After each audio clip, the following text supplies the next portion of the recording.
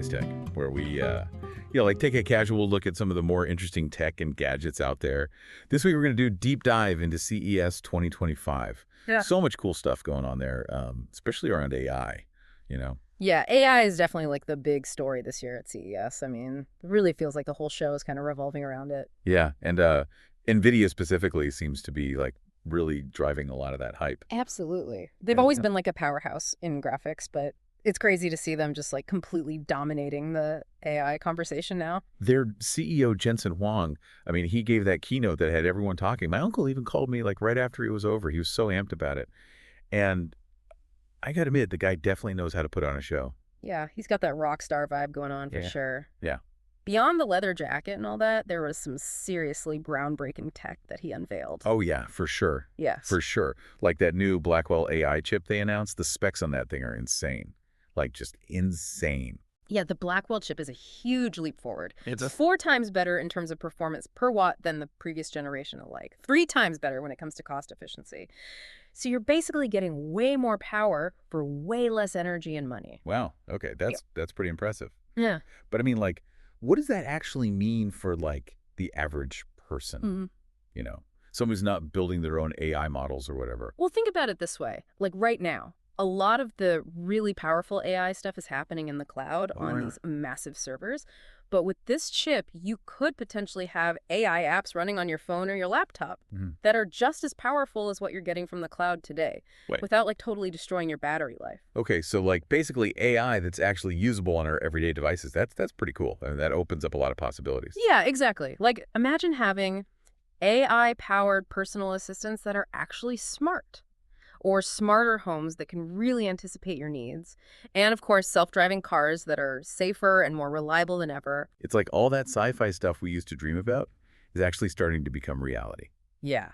And Nvidia is definitely pushing things forward in a big way. Speaking of pushing things forward, Huang also talked a lot about this idea of agentic AI, which sounds kind of futuristic. Like AI, that's not just doing what we tell it to do, but actually acting on its own to achieve goals, like its own little workforce or something. Yeah, that's a really good way to put it. Right now, we're mostly using AI as a tool, like something that helps us do things better or faster. But with agentic AI, we're talking about AI that can actually make decisions and take actions in the real world without needing constant human supervision. So it's like instead of just using AI, we're actually starting to collaborate with it almost like it's a teammate or something. Exactly. And Huang made this really interesting comparison to IT departments. Like right now, IT departments manage software systems. Right. But with agentic AI, he thinks they'll essentially become like HR departments for AI. Like they'll be onboarding AI agents, setting their permissions, managing their performance. Whoa, okay, that's a pretty wild thought. I mean, but it makes you kind of wonder, like, what's going to happen to our jobs if AI is going to be doing all this stuff on its own, Yeah, it's definitely a big question mark right now. Like, how do we adapt to this new world where AI is not just a tool, but a collaborator? I actually think there are some AI tools out there that can help us explore that question further. Like, there's this one called Claude AI that you can actually talk to, and you can give it some context about your work and ask it, like, hey, how might agentic AI impact my job in the future? That's a really cool idea. I might have to check that out myself. So Nvidia's got this super powerful new AI chip. They're talking about AI as a collaborator, and they're also unveiling this thing called Cosmos, which I got to admit sounds kind of mysterious. What exactly is that? So Cosmos is what they're calling a world foundation model, and it's basically been trained on this massive data set of videos, like 20 million hours of video of the real world. 20 million hours of video. What? Yeah, it's a crazy amount of data. And what makes Cosmos so special is that it's Alentios. It's actually learned to understand the physics of the real world. Like it understands things like object permanence and cause and effect. So it's like they've taught AI to think like a human, like to actually understand how things work in the real world. Exactly. Yeah. And that's a huge deal for things like robotics and autonomous systems. Yeah, I can see that.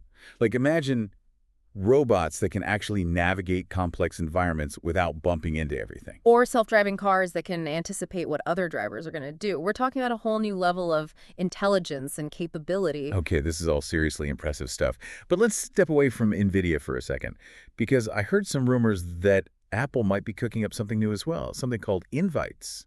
Have you heard anything about that? Yeah, there have been some whispers about that. apparently.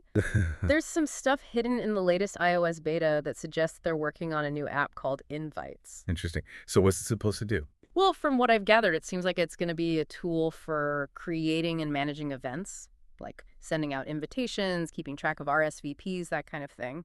Okay, so like a supercharged version of the calendar app, basically. Yeah, something like that. Hmm. But the details are still pretty vague. Well, I guess we'll have to wait and see what Apple has in store for us. But for now, let's shift gears a little bit and talk about some of the other cool stuff we saw at CES. I'm thinking gadgets, robots, maybe even a gaming chair or two.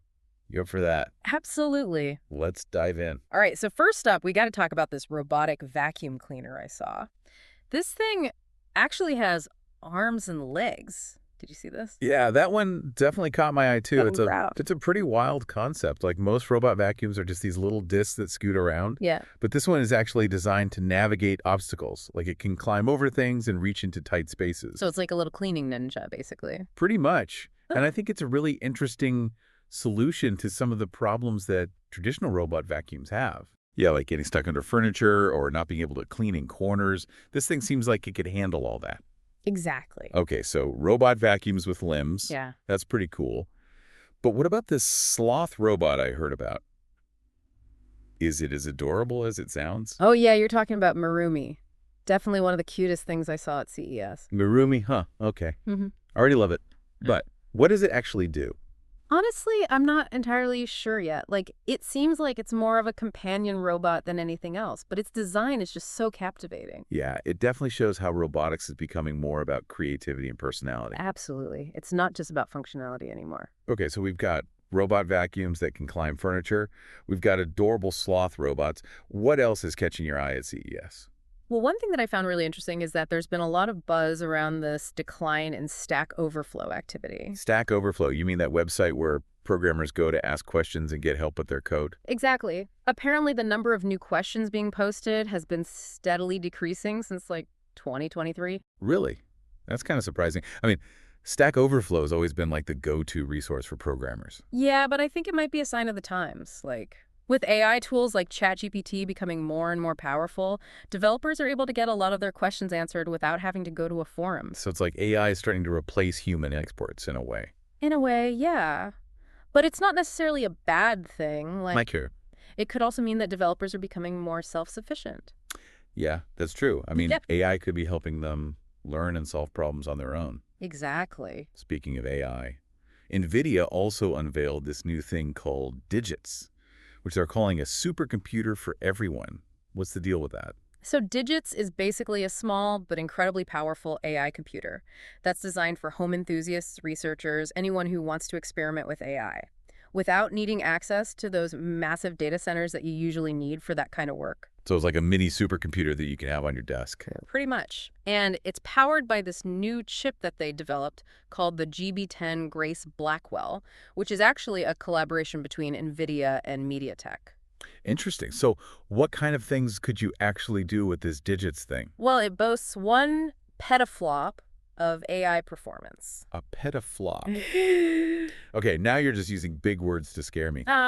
Sorry. Basically, it means it can handle a quadrillion calculations per second. Okay, that's a lot of calculations. Yeah, so you could use it to train your own AI models, run complex simulations, do all sorts of really advanced stuff. That's pretty amazing. Uh, I mean, it sounds like something that would have cost millions of dollars just a few years ago. yeah, and now it's available for around $3,000. Wow. So it's like putting the power of a supercomputer in the hands of everyday people. Exactly. And that's really exciting because who knows what kind of amazing things people are going to come up with when they have access to that kind of power. Yeah, it's like the possibilities are endless.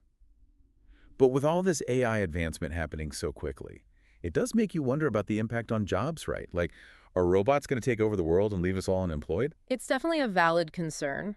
And there have been some studies recently that suggest that AI could have a significant impact on the job market, especially in certain freelance fields. So like writers, artists, that kind of thing. Yeah, those are some of the areas where AI is already starting to make inroads.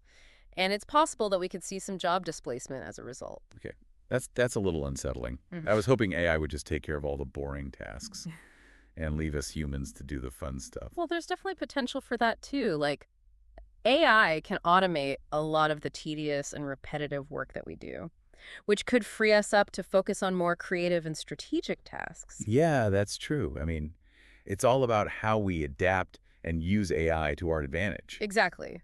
We need to be thinking about how we can collaborate with AI, rather than just trying to compete with it. Okay, that's a much more optimistic way to look at it. Right. But I gotta admit, all this talk about AI and supercomputers is making my head spin a little. Yeah, it's a lot to process for sure, but that's why we're here, to break it all down and make it a little more digestible. And you're doing a great job of that.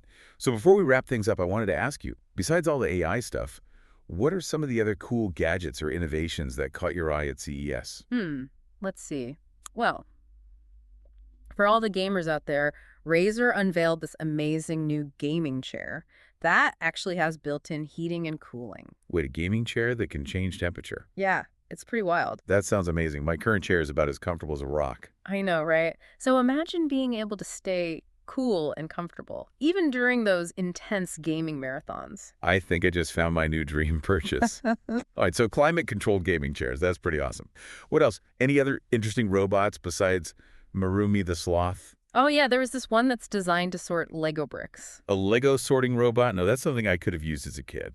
Right. Apparently, it uses AI to identify and categorize all the different pieces. That's amazing. I spent countless hours as a child just trying to find the right Lego pieces. Yeah, this thing would have been a lifesaver. Okay, so we've got robot vacuums with limbs.